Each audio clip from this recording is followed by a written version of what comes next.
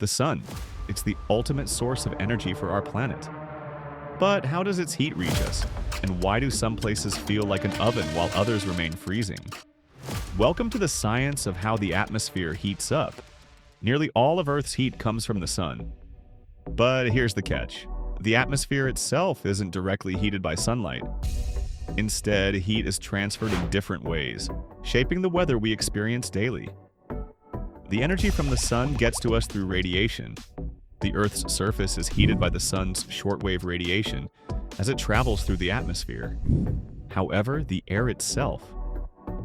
Not really. The majority of the heating occurs immediately at ground level. Heat is transferred by conduction when it comes into direct contact. The air that touches the Earth's surface warms, but this process is only possible in the lowest levels of the atmosphere since air is a poor conductor.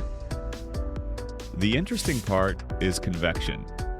Heat is dispersed throughout the atmosphere by the constant cycle of warmer air rising and cooler air sinking as the sun heats the surface. Wind, weather patterns, and cloud formation all depend on this mechanism.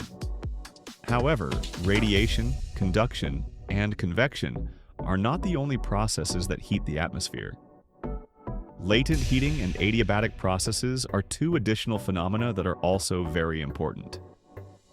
Latent heating occurs when water changes state, from liquid to vapor or from vapor to ice, releasing or absorbing heat.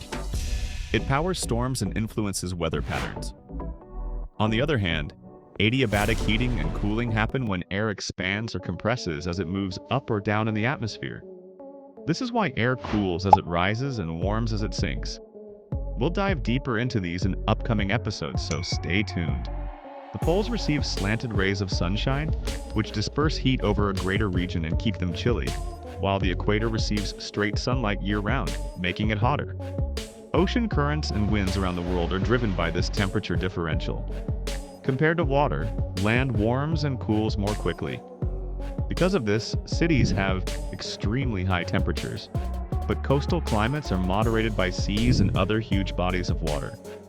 The atmosphere has greenhouse-like properties.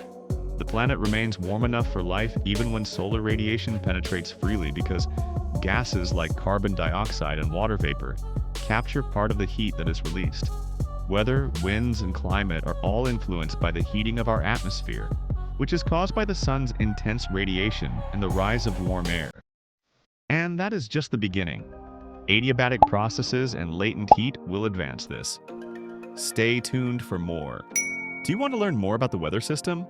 Please hit the like button, subscribe to Civil Aviation 254, and leave a comment with your ideas.